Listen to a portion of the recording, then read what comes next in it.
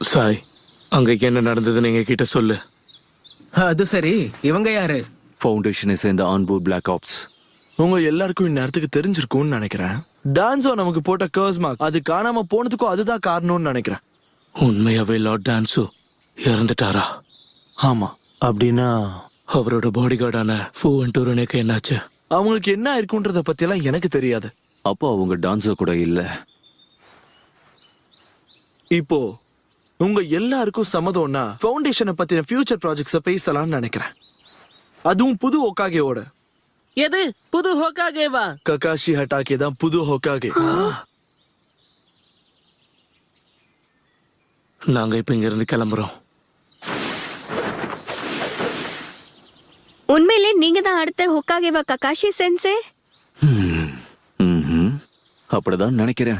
வேற வழியே இல்ல. என்னால அதை தவிர்க்கவும் முடியாது.